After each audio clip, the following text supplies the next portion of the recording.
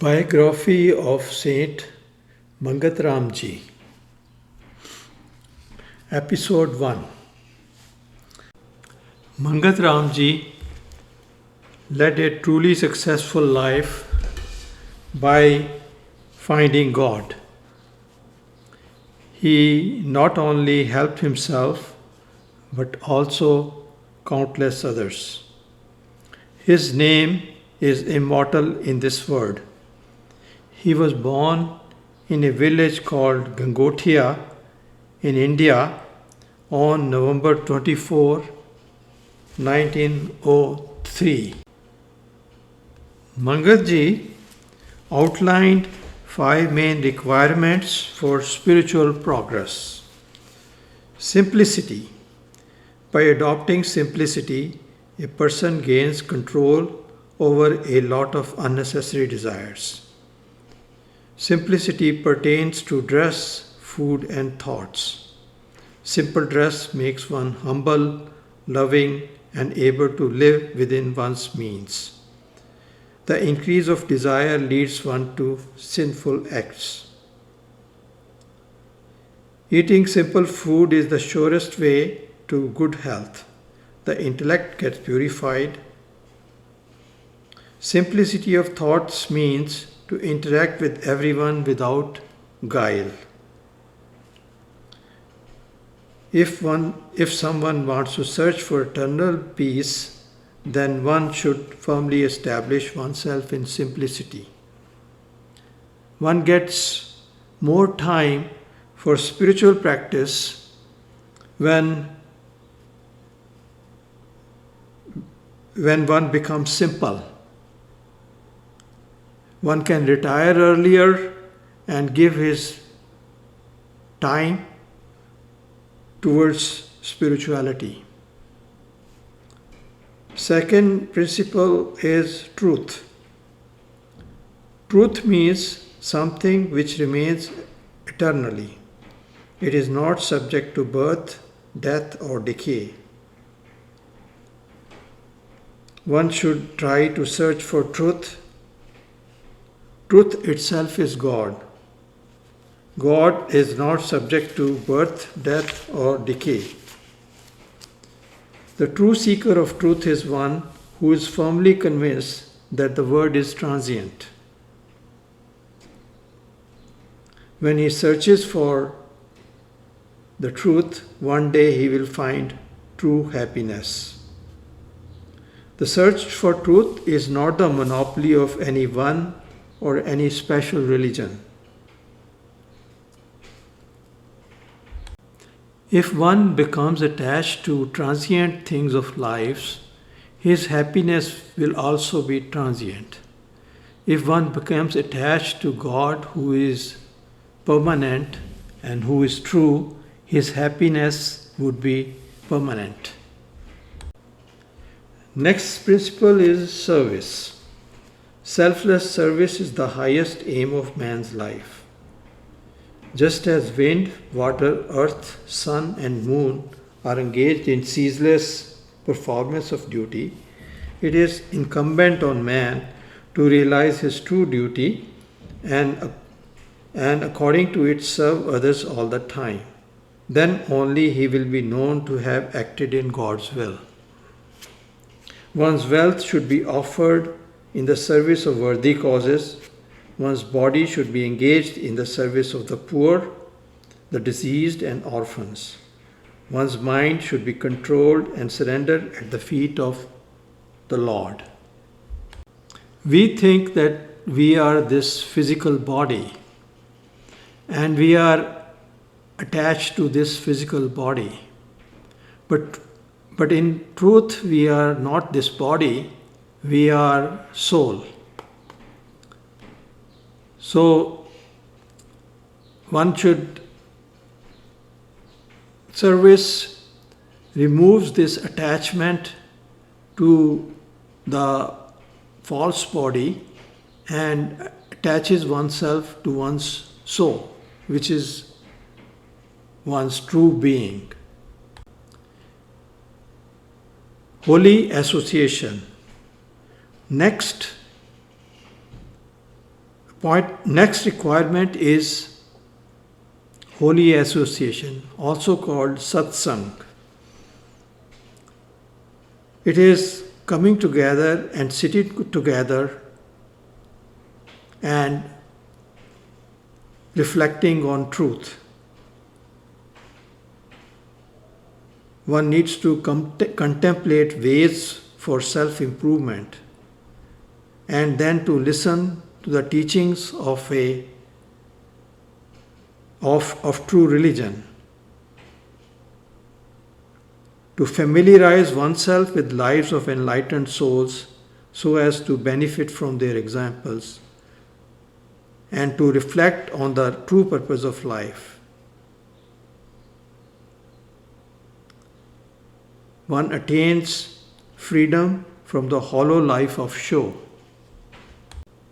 A man is very influenced by the type of company he keeps. If he has company of bad people, then he will become evil. If he has company of noble people, then he will become noble. Next requirement is remembrance of God.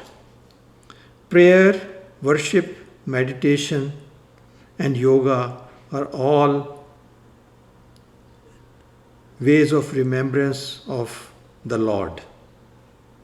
The best way to meditate is to do it with the mind. Uttering by the tongue or chanting loudly, one loses the benefit. There is endless blessing in remembering name of the Lord. Only those who have benefited by practice can realize this. The glory of it cannot be described by tongue or expressed in writing.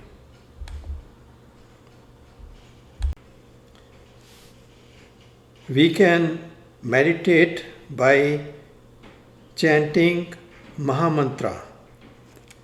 Mahamantra was given by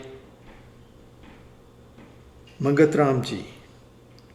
Mahamantra says, Om Brahm Satyam Nirankar Ajanma Advait Purkha Sarvyapak Kalyan Murat Parmeshwarai Namasta. One can visit the site called samtavad.org for more information on Mahamantra. Mangat Ram Ji's father was very honest and spiritual man. His grandfather was like a saint. His grandfather's two young sons died early in a war. His grandfather had disillusionment with the world. He left home and became an ascetic. After many years, his family found him and persuaded him to return home. His grandfather met a holy man who predicted that his grandson, Mangat Ram Ji, would be a great saint. Mangat Ji was 4 years old when his father passed away. He was a very unusual child. He was very serious and not noisy or boisterous like other children. So Mangat Ji was born in a very noble family. His mother's name was Ganeshi Devi. After her husband's death, he became the center of her universe and she loved him very much. He was only 4 years old when he would get up in the middle of night and meditate for several hours. His mother worried about his lack of sleep. He often pretended that he was asleep so that his mother would not worry so much. A disciple once asked whether Mangat Ji had a guru. He replied, within quotes, God was my guru. He filled me with so much spiritual knowledge and insight from an early age that I was intoxicated with his love. I knew everything, but I had to hide it from the world. Unquote. Mangat Ji was a mystery like Kabir and Nanak. After school, other children went back to their homes, but Mangat Ji went to an isolated spot in a forest to meditate. His mother thought that he was insane and took him to a witch doctor. So Mangat Ji started showing spirituality at very early age. His mother went looking for him in a very dense and frightening forest nearby. This forest was full of wild animals and snakes. People were frightened to go there even during the day. But Mangat Ji meditated and got lost in his beloved there. He used to like to meditate in this forest. Superstitious villagers believed that there were ghosts in this forest. Mangat Ji used to reassure his frightened mother by saying that the ghosts of the forest did not scare him. He used to laugh them away. As Mangat Ji grew older, he started spending more and more time in the forest. He used to sit on one of the rocks near a river in the forest. He started spending whole nights in meditations. He was like God Shiva of Hindu mythology. Maya, the illusion of phenomenal universe, could not keep him under its spell. As his village did not have a middle school, in 4th grade he started living away from his home in another village. He was living with his sister and brother-in-law. In this school, he used to dress very simply. He often got lost in meditation. Even though he was in the world, he was not of it. He was like a lotus flower in a lake. Mangat Ji was a brilliant student. He would come first in his class. His memory was very good and he did not spend much time in homework. After school, he spent time with his beloved Lord. In 7th grade, he meditated once constantly for 40 days. In 8th grade, he started feeling very dejected. It was a period of extreme melancholy, like a dark night of the soul. He pined for God like a fish without water. It was difficult for him to maintain his relationship with other people. One day after meditating in the forest, he was very reluctant to go home. His mother was very angry as he came very late. He did not feel like eating but took food to please his mother. Afterward, he lay in bed. Suddenly he saw a dazzling light, like light of thousands of suns. He heard his mother's voice saying, quote, "What is this light?" unquote. He heard musical instruments of every kind. Mangat Ji was separated from his beloved Lord for countless of lives. Now he met him like a wave merging into the ocean. Mangat Ji got up from his bed and went to the nearby forest. When he came back home next morning, his cousin sister was reading the Bhagavad Gita, the Hindu scripture. On hearing Bhagavad Gita, tears started flowing from his eyes in ecstasy. He had a spiritual experience and Bhagavad Gita corroborated his spiritual experience. God revealed the great mantra called Mahamantra to Mangat Ji during a state of intense meditation which is called samadhi. Mahamantra says, Om Brahm Satyam Nirankar Ajanma Advait Purkha Sarvvyapak Kalyan Murat Parmeshwarai Namastam. This mantra is very helpful for deep meditation.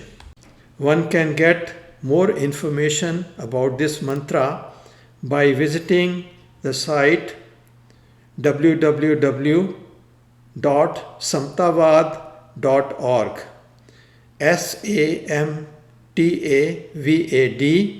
samtavad.org.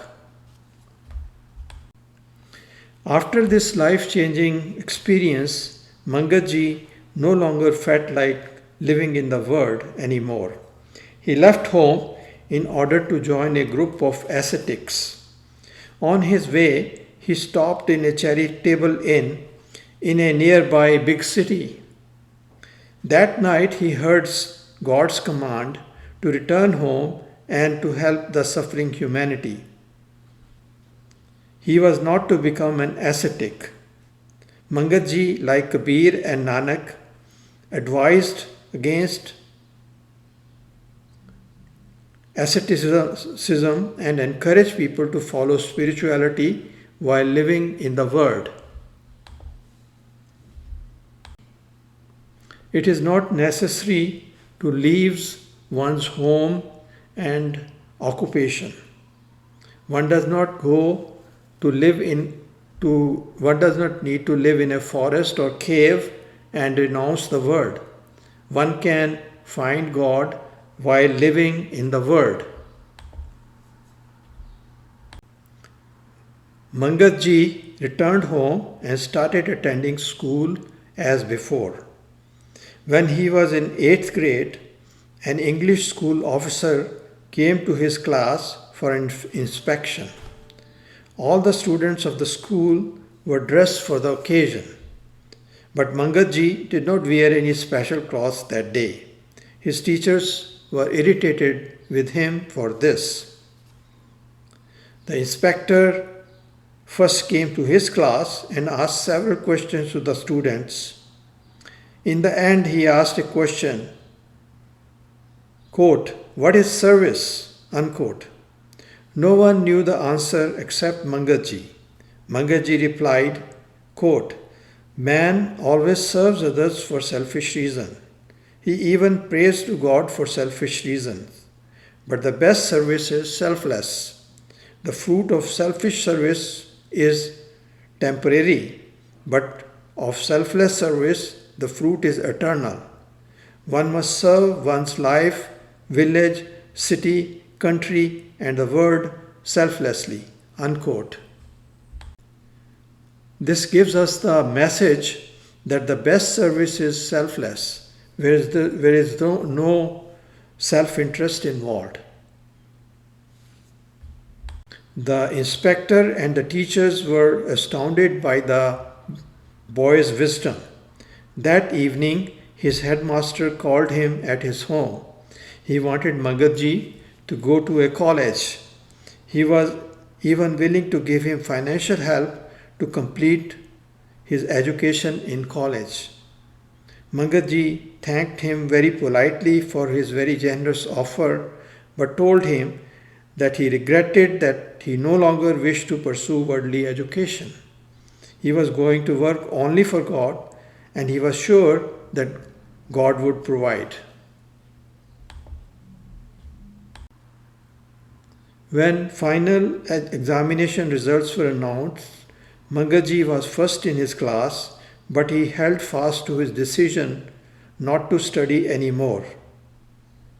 His teacher and classmates admired him greatly, and they were very distraught that he was leaving the school.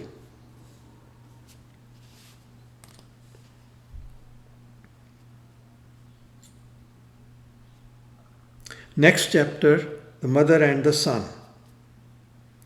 After discontinuing his studies, Mangat Ji started living with his mother in the village of Gangothian. His mothers and villagers were worried that he was neither going to school nor keeping a job. Earlier he meditated all night, now he began meditation during the day also. The forest near his home was very dense. It was so dense that the sunlight could not enter. The forest was infested with wild animals, including snakes and tigers. There was also a cremation ground in the forest, and superstitious villagers believed that there were ghosts who lived in the forest. The villagers were afraid to go there even in daytime and shocked that Mangat was spending his nights there. People could not understand the depth of his devotion for God. Many of villagers ridiculed Mangat Ji. They thought that he was a useless burden on society. Some feared him, thinking that he was a magician having power over the ghosts of the forest. Some respected him as a devotee of God. Many thought that he was a madman.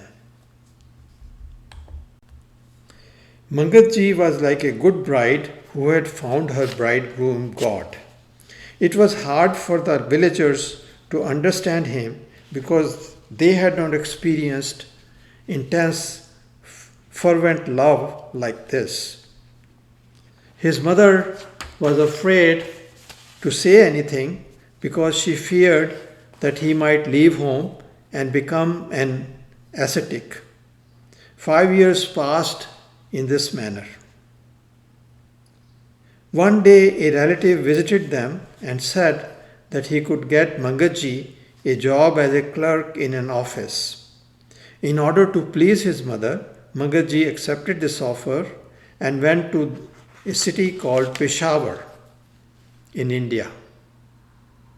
Mangat Ji worked in this office all day, taking very meager meals. He was not interested in conversation about worldly things. Many times he forgot about outer surroundings and got lost in his beloved. This extraordinary man amazed his colleagues. Slowly, Mangat Ji's colleagues started enjoying his holy company. Mangat Ji was dyed in color of God, and people who came in contact with him were also colored by God. The sun cannot hide his glory. Even though Mangat Ji behaved like an ordinary man, his extraordinary personality started having impact on others. As they felt his love, his colleagues started loving him back. When he went home, they visited him on holidays also. He was God intoxicated, others caught his joyful abandon. Because of Mangat Ji's presence, the office became a temple. But everyone was not happy. Some people disliked Mangat Ji and complained that he was talking about God all the time and not doing his work. His supervisor checked, but they could not find any basis for the complaint. One day, during a holy conversation with his colleagues, they were discussing a story of an Indian devotee called Prahlad. Prahlad, a little boy, was a true devotee of God. His powerful and wicked father hated him and wanted to kill him. He tried to burn his son by putting him in fire, but Prahlad was unharmed. One of Mangat Ji's friends felt that this story was not factual. He did not believe in miracles. Mangat Ji said that true devotees of God have power to do miracles. They do not perform them but are forced to show them under difficult circumstances. Sometimes they perform them to strengthen the faith of others. Mangat Ji's friend did not agree with him. There was a large burning oven nearby. All of a sudden, his friend saw that one of Mangatji's leg was inside the oven. One of his friends pulled it out, but there was no sign of burn anywhere. They realized that Mangatji was an extraordinary person connected to the divine. They felt a big gap between him and themselves. They felt humbled and in awe and asked for forgiveness. Mangatji told his friends not to tell anyone about the miracle, but rumors about it started spreading everywhere. People started to come for a darshan, which is seeing a man of God. No longer able to live like an ordinary person, he decided to resign his job and leave the city of Peshawar. Mangatji's colleagues were deeply saddened when they heard his decision. They loved him and did not want him to leave and pleaded with him to withdraw his resignation. His superior, an Englishman, also asked him to change his mind. But Mangatji was determined to resign his position and went back home. His mother, as well as other relatives, were extremely unhappy because he was not working anymore. Mangatji was determined to work for his true employer, God. This time, he started spending his days and nights in meditation. His relatives asked him to start a handloom business in a nearby village, but this was a distraction in his spiritual life. The business lost money and he abandoned it. Mangatji's relatives stopped giving him financial assistance. One day his mother asked him to do some work because they had become so poor that there was no food for the next meal. Mangatji said that God would provide. This biography will be continued in next episode, episode 2.